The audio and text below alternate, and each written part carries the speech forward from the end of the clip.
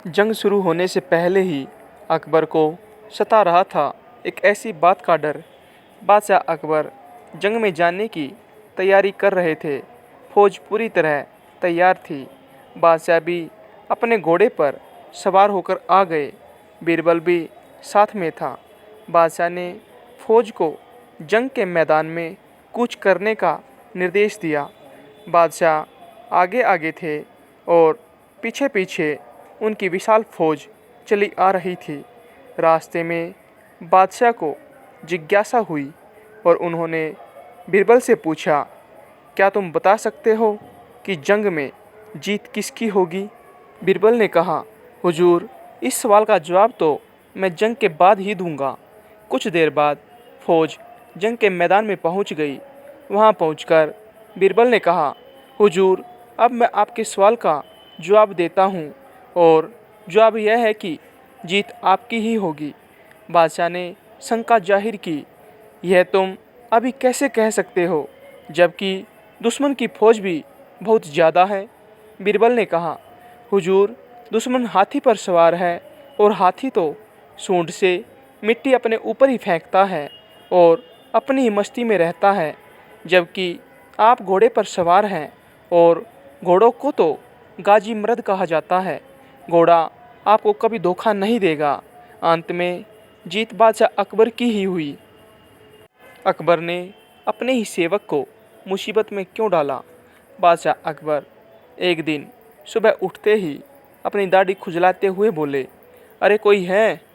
तुरंत एक सेवक हाजिर हुआ। उसे देखते ही बादशाह बोले, जाओ जल्दी बुलाकर लाओ, फौरन हाजिर करो। सेवक की समझ में कुछ नहीं आया कि किसे बुलाकर लाए, किसे हाजिर करें। बादशाह से पलटकर सवार करने की तो उसकी हिम्मत ही नहीं थी। उस सेवक ने यह बात दूसरे सेवक को बताई, दूसरे ने तीसरे को और तीसरे ने चौथे को। इस तरह सभी सेवक इस बात को जान गए और सभी उलझन में पड़ गए कि किसे बुलाकर लाएं, किसे हाजिर करें। बीरबल सुबह घूमने निकले थे। उन्होंने बादशाह के निजी सेवकों को भागदौड़ करते देखा तो समझ गए कि जरूर बादशाह ने कोई अनोखा काम बता दिया होगा जो इनकी समझ से बाहर है। उसने एक सेवक को बुलाकर पूछा, क्या बात है, यह भागदौड़ किस लिए हो रही है? सेवक ने बीरबल को सारी बात बताते हुए कहा, महाराज, हमारी रक्षा करें, हम समझ नहीं पा रहे कि किसे बुलाना है। अगर जल्दी बुलाकर नहीं ले गए तो हम पर आफत आ जाएगी। बीरबल ने पूछा, यह बताओ कि हुक्म देते समय बादशाह क्या कर रहे थे?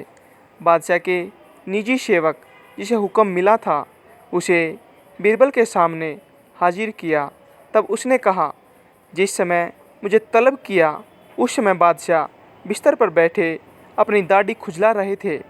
बीरबल तुरंत सारी बात समझ गए और उनके होठों पर मुस्कान उभर आई। फिर उन्होंने उस सेवक से कहा, तुम हजाम को ले जाओ। सेवक हजाम को बुला लाया और उसे बादशाह के सामने हाजिर कर दिया।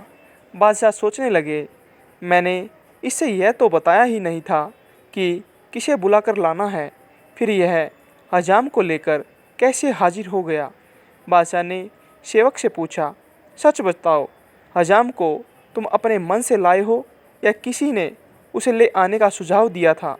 सेवक घबरा गया, लेकिन बताए बिना भी तो छुटकारा नहीं था। बोला, बीरबल ने सुझाव दिया था जापना। बादशाह बीरबल की बुद्धि पर खुश हो गया। बीरबल को बादशाह अकबर ने जब दी एक कठिन चुनौती, तब बीरबल ने चुनौती का सामना कैसे किया? एक दिन बादशाह अकबर ने अपने सभी दरबारियों को दरबार में बुलाया और 2 हाथ लंबी 2 हाथ चौड़ी चादर देते हुए कहा, इस चादर से तुम लोग मुझे सिर से लेकर पैर तक ढक दो तो मैं तुम्हें बुद्धिमान मान लूँगा। सभी दरबारियों ने कोशिश की, किंतु उस चादर से बादशाह को पूरा न ढक सके। सिर छिपाते तब पैर निकल आते, पैर छिपाते तो सिर चादर से बाहर आ जाता। आड़ा तिरछा, लंबा चौड़ा, हर तरह से सभी ने कोशिश की किंतु सफल न हो सके। अब बादशाह ने बीरबल को बुलाया और वही चादर देते हुए उन्हें ढकने को कहा। जब बादशाह लेटे तो बीरबल ने बादशाह के फैले हुए पैरों को सिकोड़ लेने को कहा। बादशाह ने पैर सिकोड़े और बीरबल ने सिर से पांव तक चादर से ढक दिया। अन्य दरबारी आश्चर्य से बीरबल की ओर देख रहे थे। तब बीरबल ने कहा, जितनी लंबी चादर उतने ही पैर पसारो। बीरबल ने कैसे सिद्ध किया कि बादशाह अकबर अपनी बीबी से डरते थे। बादशाह अकबर और बीरबल बातें कर रहे थे। बात मियाँ बीबी के रिश्ते पर चल निकली। तब बीरबल ने कहा, अधिकतर मर्द जोरू के गुलाम होते हैं और अपनी पत्नियों से डरते हैं। बादशाह ने कहा, ऐसा मैं नहीं मानता। बीरबल ने कहा, हुजूर मैं सिद्ध कर सकता हूँ। बादशाह बोले, सिद्ध करो। ठीक है, आप आज ही से आदेश जारी करें कि किसी की भी अपनी बीवी से डरने की बात साबित हो जाती है तो उसे एक मुर्गा दरबार में बीरबल के पास जमा करना होगा। बादशाह ने आदेश जारी कर दिया। कुछ ही दिनों में बीरबल के पास ढेरों मुर्गे जमा हो गए। तब उसने बादशाह से कहा, हुजूर अब तो इतने मुर्गे जमा हो गए हैं कि आप मुर्गी खाना खोल सकते हैं, अतः अपना आदेश वापस ले लीजिए। बादशाह को न जाने क्या मजाक सूझा कि उन्होंने अपना आदेश वापस लेने से इनकार कर दिया। खिंचकर बीरबल चला गया। अगले दिन बीरबल दरबार में आया और बादशाह अकबर से बोला, हुजूर विश्वसनीय सूत्रों से पता चला है कि पड़ोसी राजा की पुत्री बेहद खूबसूरत है। आप कहे तो आपके विवाह का प्रस्ताव भेजूं? अकबर बोले, ये क्या कह रहे हो तुम? कुछ तो सोचो। जनाना खाने में पहले ही 2 है। अगर उन्होंने सुन लिया तो मेरी खैर नहीं। बीरबल ने कहा, हुजूर एक मुर्गा आप भी दे दीजिए। बीरबल की बात सुनकर बादशाह झेंप गए। उन्होंने तुरंत अपना आदेश वापस ले लिया। कई महिलाओं से संबंध बनाने के बावजूद भी प्रेरणाप्रद लेख जीवन ढलान की तरह होता है। जब हम ऊपर जा रहे होते हैं तब हम आखिरी किनारे को देखकर खुश हो रहे होते हैं, लेकिन जैसे ही चोटी पर पहुंचते हैं और फिर सड़क को ढलान की तरफ जाते हुए देखते हैं तब अपनी ज़िंदगी का अंत महसूस होता है। दरअसल ज़िंदगी ऊपर की तरफ आहिस्ते आहिस्ते चढ़ती है, लेकिन नीचे की तरफ तेज़ गति से आती है। मनुष्य की इच्छाएं बहुत अधिक होती हैं और वे कभी ख़त्म भी नहीं होती। कई बार इंसान बुरे कर्म करते हुए सफलता की सीढ़ियों पर चढ़ना चाहता है और इसके लिए वह सभी नैतिक मूल्यों को भुला देता है। उपन्यास बेल अमी का मुख्य पात्र जॉर्जेस दुराय इतना महत्वाकांक्षी है कि उसने एक सामान्य पत्रकार से प्रधान संपादक बनने तक न जाने कितने वर्ष काम किए। आगे बढ़ने के लिए वह अभिजात वर्ग की सफल महिलाओं से संबंध बनाता है। अपने पूर्व अधिकारी की विधवा पत्नी मैडम फॉरेस्टियर से शादी करता है, फिर उसे छोड़ देता है। वह कई भौतिक सफलताएं हासिल करने और कई महिलाओं से रिश्ते बनाने के बावजूद अंत तक असंतुष्ट ही रहता है। अंत में भी उसके जीवन में खालीपन ही रहता है। नेकलेस कहानी में भी देख सकते हैं। मेथिल डी लाइसेल नामक महिला काफ़ी सुंदर है, लेकिन वह अपने साधारण जीवन से खुश नहीं है। वह एक कार्यक्रम में जाने के लिए किसी महिला से गले का हार मांगकर पहनकर जाती है। संयोग से वह हार चोरी हो जाता है।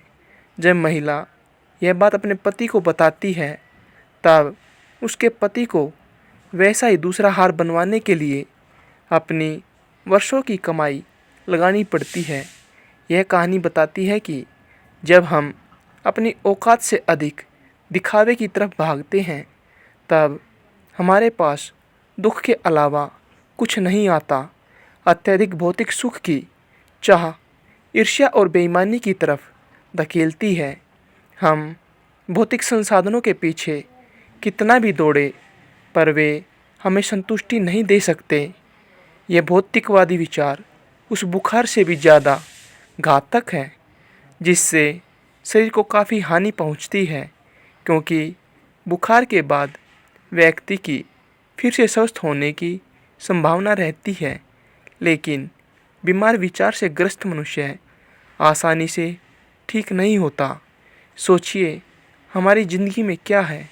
सांस लेना, खाना पीना, काम करना, सोना, सपने देखना, और हम जो कुछ करते हैं उसे एक न एक दिन ख़त्म होना ही है।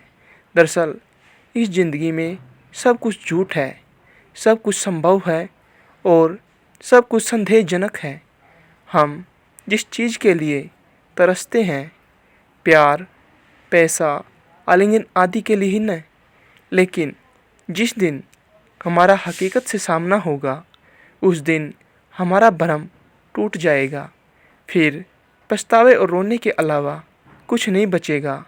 एक कटु सत्य यही है कि जिसने जन्म लिया उसकी मृत्यु निश्चित है। व्यक्ति के जीने के कुछ कायदे कानून बनाए गए हैं, उन्हें कुछ हद तक अपनाकर हम अपना जीवन जी सकते हैं। संघर्ष जीवन का एक ऐसा स्वाद है जिसे सुविधाभोगी कभी नहीं जान पाएंगे। लोगों से मुलाकातें ही जीवन को जीने लायक बनाती है। देश और परिवार से प्यार करना ही जीवन की सबसे अच्छी चीज़ है। स्त्री तभी तक बंधन में है जब तक वह महिलाएं चाहे तो वे एक साधारण घरेलू स्त्री रहकर भी अपने विचारों को तराश सकती है, अपना मुकाम हासिल कर सकती है। आज युवा पीढ़ी और बुजुर्गों के बीच पीढ़ीगत अंतराल यानी जनरेशन गैप बढ़ता जा रहा है। आपसी बातचीत ख़त्म होती जा रही है।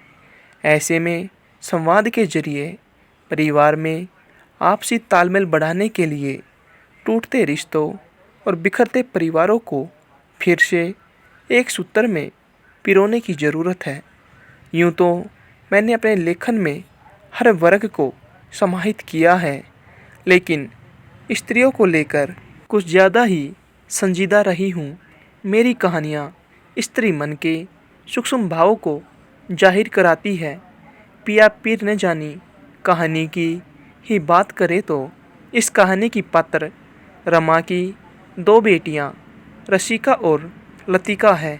बड़ी बेटी रसिका के जन्म पर उसके पिता खुश नहीं थे, क्योंकि उनके दिल में पुत्र की चाह थी। आज के समाज की भी कुछ ऐसी ही हालत है। हालांकि पहले की अपेक्षा नज़रिया कुछ हद तक बदला है। अब तो एक पुत्री का चलन भी बढ़ा है, लेकिन मन में कहीं न कहीं बेटे की इच्छा तो रहती ही है। लड़के का जन्म और जन्मदिन धूमधाम से मनाया जाता है, जबकि बेटी के मामले में लोग संकोच करते हैं। इसी कहानी में रमा एक दिन बैठी होती है। उसका पति चाय बनाने के लिए कहता है। जवाब में रमा कहती है, आप खुद ही बना लो। यह सुनकर उसका पति भौचक्का हो जाता है। पत्नी के होते हुए पति काम करे, यह कहाँ बर्दाश्त होता है। भले ही पत्नी बीमार ही क्यों न हो। बेटियों के बड़ी हो जाने पर रमा नौकरी करने का फैसला लेती है। उसके पति ने नौकरी करने से मना भी किया, फिर भी वह नहीं मानती। दरअसल स्त्री तभी तक बंधन में है जब तक वह जागरूक होकर अपने अधिकारों की बात न करे। मैं शुरू से ही स्त्री स्वतंत्रता की पक्षधर रही हूँ, लेकिन स्वच्छंदता यानी मनमानेपन की विरोधी रही हूँ। आजकल महिलाओं और लड़कियों का रहन सहन कुछ अजीब ही हो गया है। लड़कियां बेढंगे कपड़े पहनती है। ठीक है, खाना पीना, ओढ़ना पहनना निजी पसंद की चीज़ें हैं, पर समाज का भी ख्याल रखना पड़ता है। अभद्र तरीके से बात करती है।